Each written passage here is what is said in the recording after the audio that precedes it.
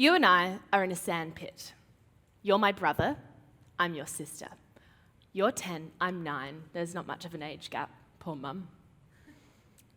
We're building a village together in this sandpit. We've got castles and rivers and moats and boats and houses.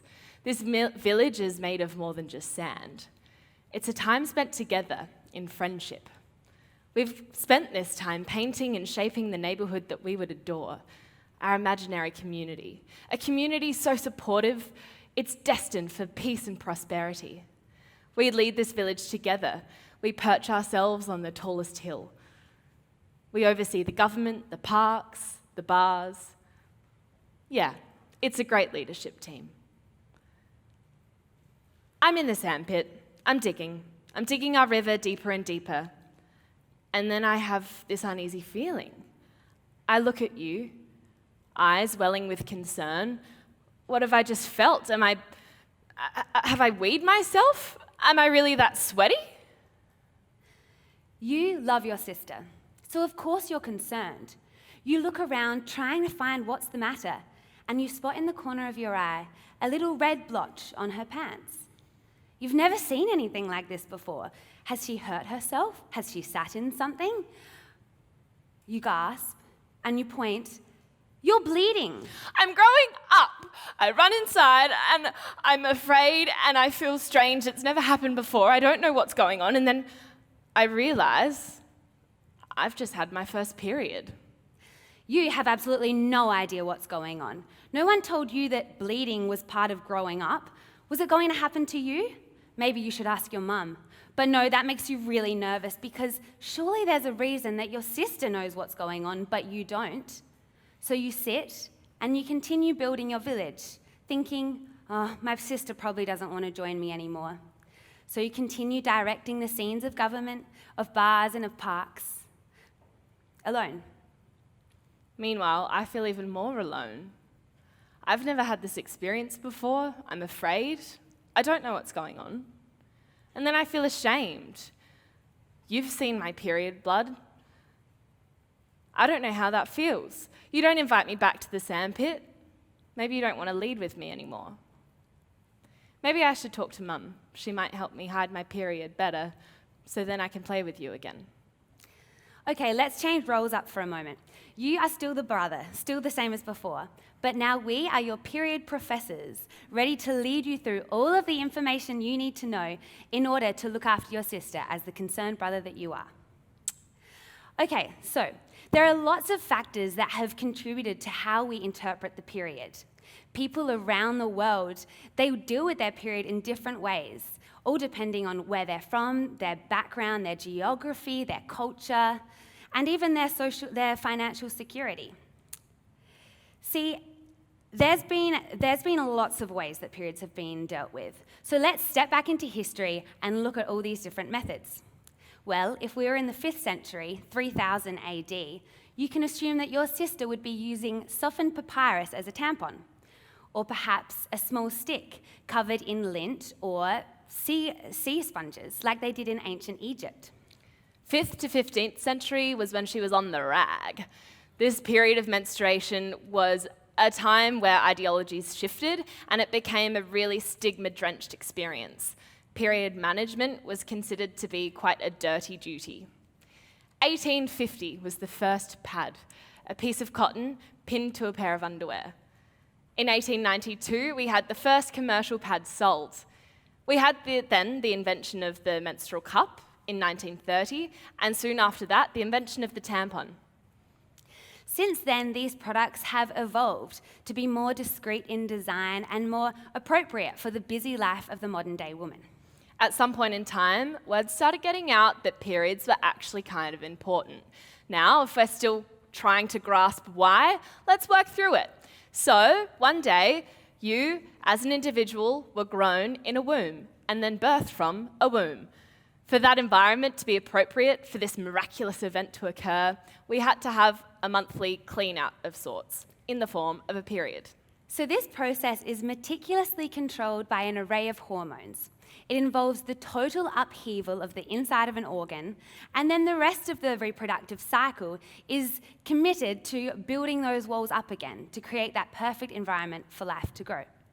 Of course, for an array of reasons, life doesn't always grow in that new environment, so the process repeats itself again and again, month after month, in the form of a period. Now, we're not asking you to worship this cycle. We're just saying that perhaps it deserves a little bit more respect than just being the butt of a bad joke. Periods are pretty cool, right? But they're under-resourced. They're misunderstood. For families who have to prioritise other necessities such as food, period products are the first thing to be scrubbed off the shopping list. Unfair. See,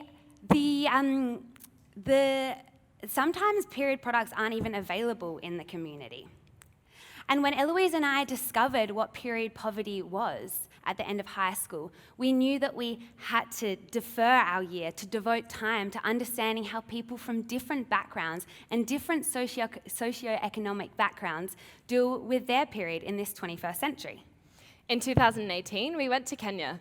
In these rural communities we visited, we watched these girls receive pads at school with a pair of underwear, and the response was nothing but joy. These girls were screaming with laughter and happiness. They were throwing these products in the air. It wasn't an overrated reaction.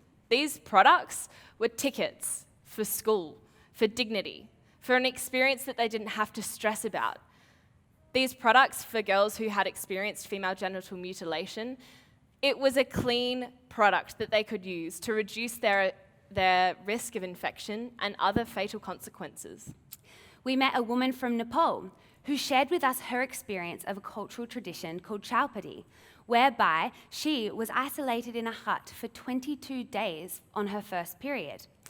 This practice routinely puts women at risk of sexual abuse, infection, animal bites, malnutrition, and other really fatal consequences, as well as making the student fall behind in school. This woman told us that she had to hide the rags, the dirty wet rags that she used for her period, amongst fungus-ridden straw every night. Her friend did the same thing, and she developed severe sepsis because of it. This experience is far too common. So many girls will drop out of school as soon as they get their first period. How old's your sister? 9? Year 4? That's when these girls are dropping out. This experience is not something that just girls in developing countries experience. It's a common experience for those developed nations as well. It's an experience that even the gender diverse people of our community are not immune to. For those people who don't necessarily identify as women, still suffer the consequences of that of a menstruating person. What we discovered was that period poverty and all of the downstream impacts that it have is fueled by stigma and shame. Where does this stigma come from? Who decided that the very process of our existence is the thing that we should feel most ashamed about? Well, we can look to cultures and religious texts that in history have associated the menstrual cycle and childbirth with curses. It's almost been a form of punishment for the woman. There's even beliefs that women should suffer during childbirth. Decades after anaesthetic was invented, this pain relief was withheld from women to fulfill that belief, that they should suffer that pain. So menstruation is a pretty complicated issue for a lot of people, but it's made even more complicated when you add in something like a chronic illness. 1 in 10 Australian menstruators suffer from a chronic illness called endometriosis. You'd think that if 1/10 of our bleeding population suffered symptoms such as inflammation, excruciating pain that sometimes leads to things like vomiting and fainting, there'd be more of a priority for it in medical research. Perhaps that would be the case if the invitation to co-lead in medical industries was there. But it wasn't. And for centuries, women were told, it's all in your head. Periods are meant to be painful. You're overreacting. Still, in Australia, it takes 7 to 12 years for a diagnosis to be made of endometriosis. Imagine going through 10 years of your life with excruciating pain, then being told that it's all in your head, that you're overreacting, and all of a sudden, a diagnosis of a severe physical condition. Often, the diagnosis of endometriosis doesn't come until the condition manifests as infertility later down the track. It's almost as if a chronic illness that presents itself every single month in an individual's life isn't enough to warrant that extra investigation. But as soon as the role of mother is affected, then it is. Stepping into that role of mother in Nigeria cost 67,000 women their life in just 2017. That's nearly 1 in every 100 births. These statistics are also not immune to Australians or other wealthy countries. In Australia, 1 in 3 women will experience a loss of pregnancy. These statistics can be shifted with extra funding to research and development. The physical and psychological trauma that follows these events as well is completely overlooked in the medical industry and needs to be a priority. So today we've laid out quite a number of issues, but we can actually see a lot of opportunities within them. Firstly, leaders. We need period products to be a human right. We need to actively dismantle the menstruation stigma. And those in the medical industry, we need to invest more in women's health research. We also need to facilitate healthy conversations around reproductive conditions long before the conversation of fertility is had. Brothers, your mothers, your fathers, your teachers, and other guardians. We need a schoolyard of boys who are confident, who are not ignorant about menstruation, and when they see a girl with a stained skirt, they can walk up to her with support, not their judgment. You and I, we made this village together. We both need each other. And the reality is that we have the same potential, but unfortunately our world is set up with systematic flaws that make it really, really difficult for us to live that out. It's your responsibility now. We need equal leadership. We need to make room for the sister that you know deserves that position, and you know the village deserves her too.